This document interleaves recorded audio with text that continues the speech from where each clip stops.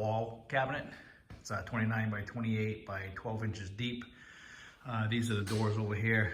Like I always like to do, just set up all my panels so I can see where all my stuff is.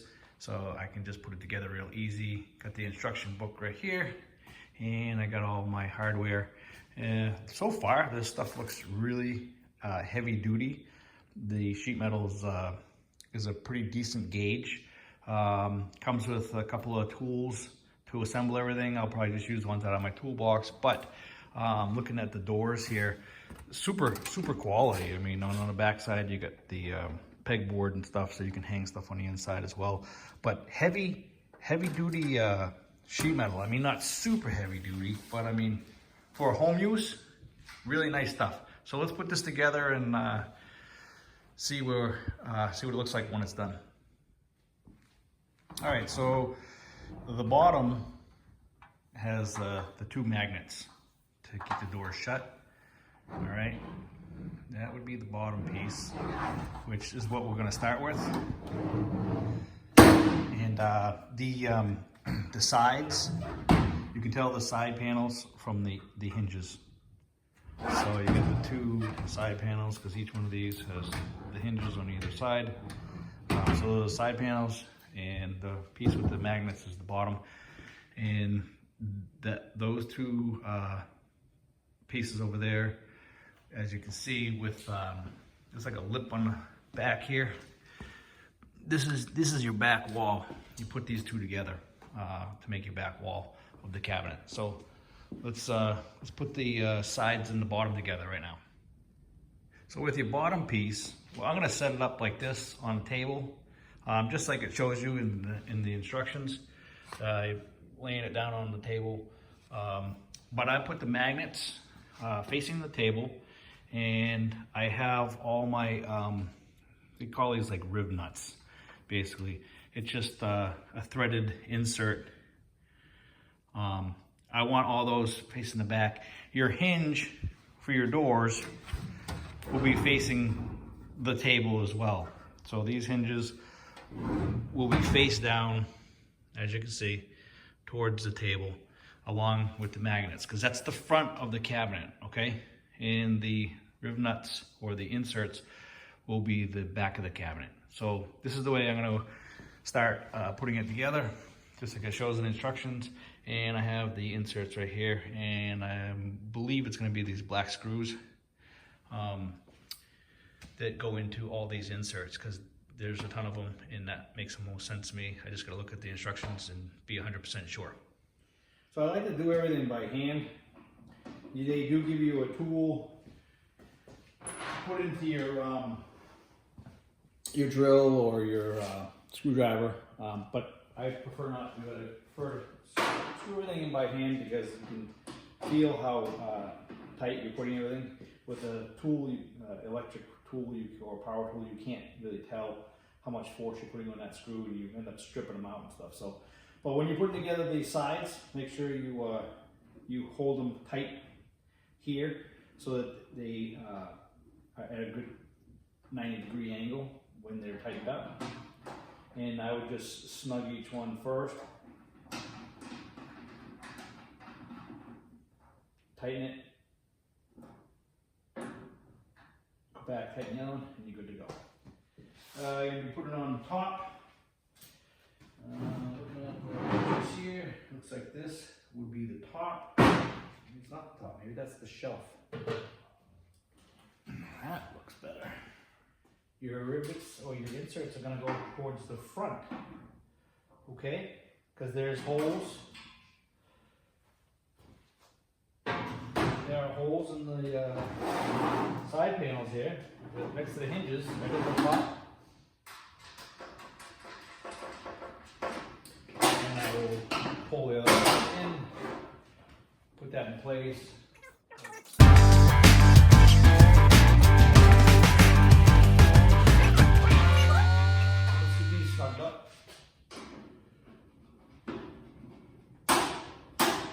Again, I wouldn't tighten them all the way down just yet.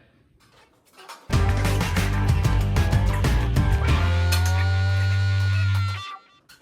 right, piece of cake.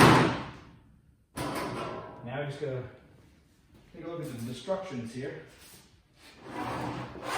Probably lay it on its side.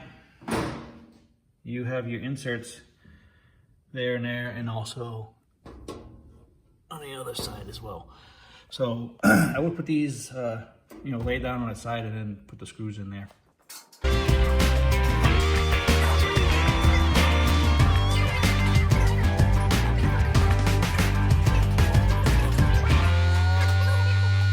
Sides fit together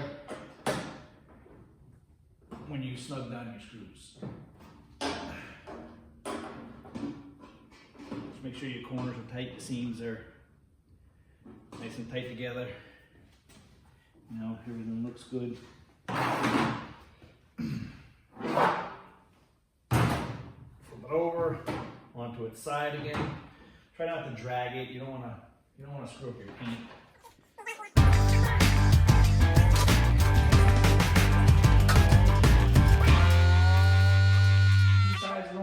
About snug, everything's looking fitting pretty nice here.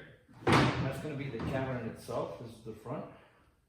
Got your hinges, your magnets. Okay. Now it wants us to put the back on. So I'm going to lay this down on the front again. Grab those two back panels.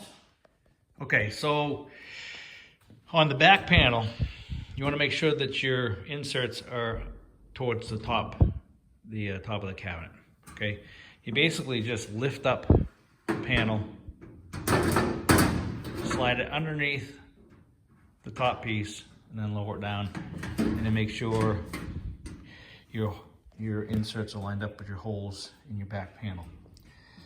Now there's a lip again on the upper panel that this second back panel is gonna again be inserted like this.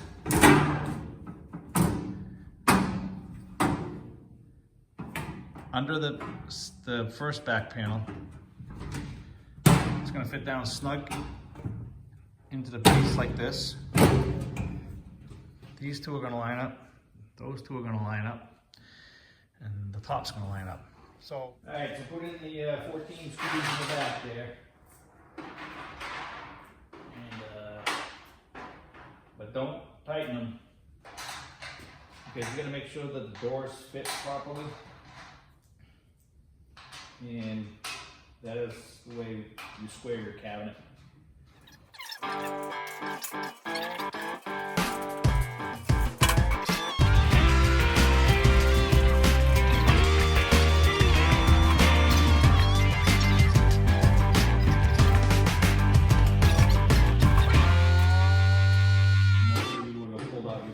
By now, because you just screw this.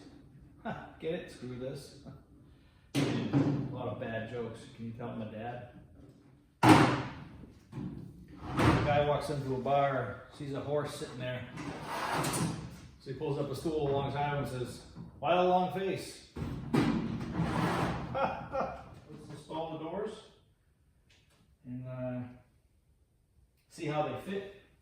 And then we go along, we go snug up the rest of the screws. These doors are super heavy duty. Love the quality of this cabinet. I was a little skeptical because it was $90, but I'm telling you, this thing is pretty nice. So basically, you're lining up your pins for your hinges, and you just slide them in place. That's it. And close your door. Pretty nice, right? Again, you're just lining up the pins for your hinges right here.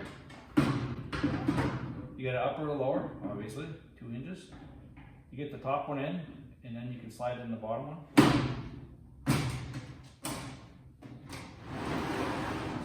So, as you can see, it's a little off.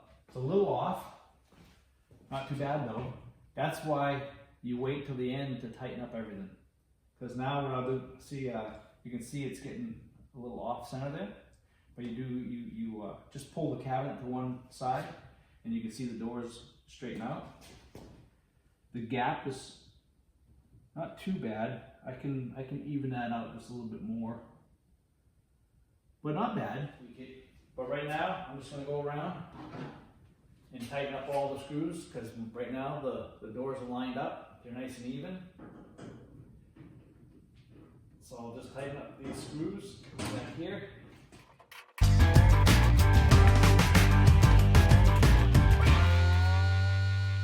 Pretty darn close, man. Nice cabinet, huh? Got some pegboard. I mean, I don't even know if I use the pegboard or not. But got a little lip here. That's the door that shuts first. It's all magnetized. I mean, the quality is pretty decent. I like it. Snug up the rest. I started with the corners. And then I'm just going to go back around and just make sure I hit every one of them. So you got to figure out what you're going to do for, what you're going to put in the cabinet. And then you got to determine the height of the shelf. And basically, in the corners here, you have these slots. And you have these pieces that fit right into the slots. Obviously, the pointed side goes down, and the shelf sits on this little tab here. I already installed one there, and I got it right at my center line here. So I'm going to put in the other one, same spot. Basically, you just get it in the slots, and you just let it slip down in. And you obviously got a couple on the opposite side here. So you make sure you line it up and put your shelf in. Take the shelf. I don't believe it makes a difference which way it goes. And boom. Cabinet's done. Okay, so this mounting bracket mounts to the wall, like it shows in the picture here. And basically, once you have it mounted to your studs in your wall, it slides up into here, and your cabinet's secured. You don't even have to screw it to the wall or anything. So, pretty nice setup. And it's all set up, ready to go. You just have to mount it to your wall. I'm telling you, nice quality of this Husky. Hopefully they have one of those brackets for my big cabinet, so I can hang that on the wall too. That'd be sweet. Anyways, here's your cabinet. Not bad, right? So you're probably asking yourself, like me, where do these silver screws go that you found in the kit? And what they want you to do is they want you to install these screws down in the left-hand corner here, okay, because they're going to fit right in this hole here. Right now, if your doors are closed and this was locked, you couldn't open this door because it's locked. Therefore, you can't open the left side door either.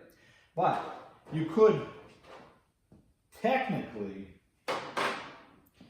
you could lift this door up off the hinge like that and get into the cabinet without a key. Okay?